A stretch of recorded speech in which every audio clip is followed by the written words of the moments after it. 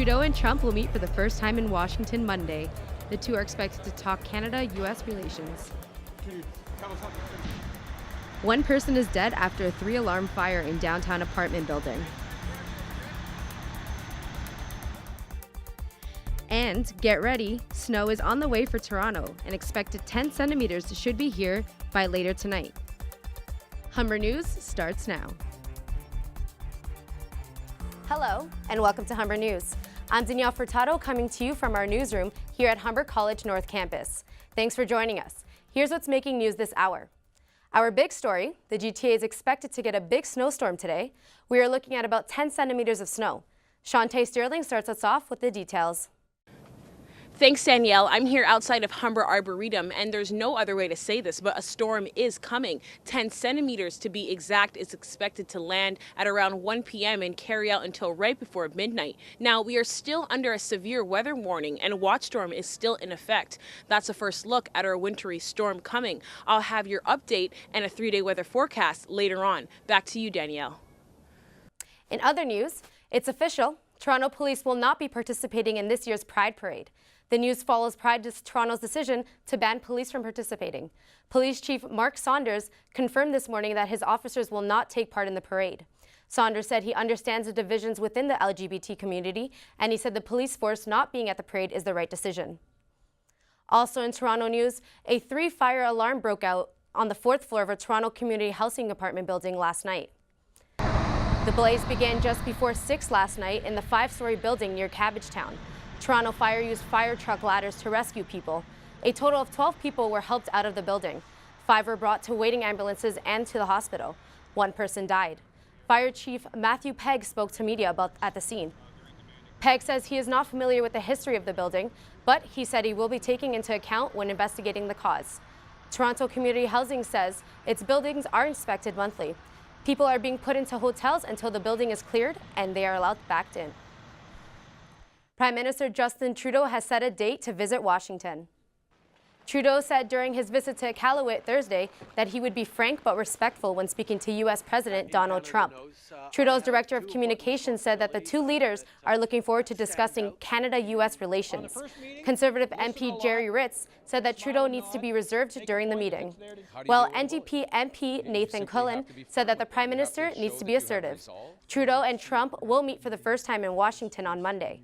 Less than a year ago, Trudeau was in Washington to meet Barack Obama.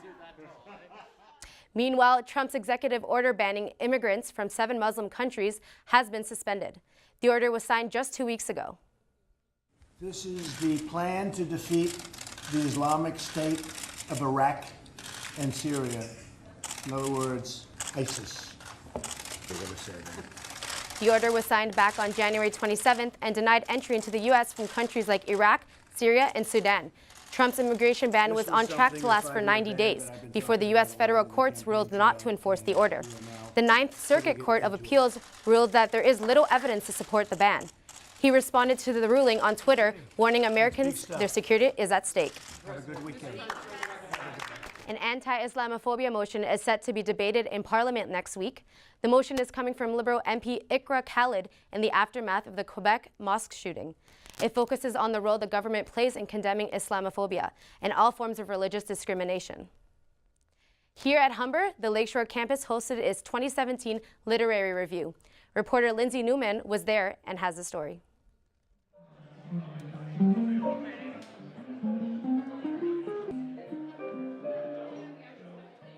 Artists and Humber faculty met over lunch at the Lakeshore campus for the 2017 launch of the Humber Literary Review. Mental health and the arts is the theme for the magazine. Managing editor Megan Strymon says the focus recognized those dealing with mental health.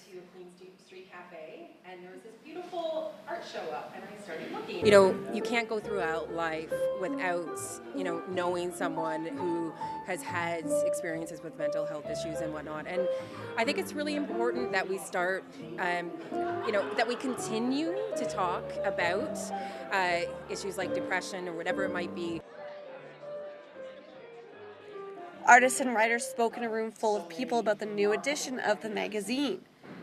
2 Humber students are featured, including third-year journalism student Brandon Richard Austin and postgraduate journalism student Yeva Lukes. Luke's reflects on the positive experience about writing about mental health. So what I got to do was take these two amazing people who are working in the arts and with mental health and addiction and learn all about their program. And then I got to ask them questions and like just sort of like facilitate this conversation that they had with each other. Writers from the magazine also read articles to offer a glimpse on what the magazine is about. Humber staff and interested parties looked at the merchandise table where they could buy a one-year subscription or a single copy. The subscription is available for $10 and single copies are available for $5. Thank you again, everyone. For more information on the magazine, you can check out humberliteraryreview.com. Lindsay Newman, Humber News. A two-legged puppy left in a Toronto trash bin is learning to walk. Cupid was found tied up and left to die in a garbage bin, but luckily, a passerby heard his cries and rescued him. He has a birth defect, so he's missing his two front legs.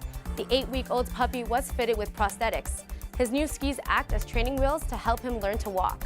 Co-founder of Dog Rescuers Inc., Joan Niderek, says Cupid is stealing hearts everywhere. Need the perfect Valentine? Cupid will be ready for adoption at the end of the month. Stay with us. Humber News will continue after a short break.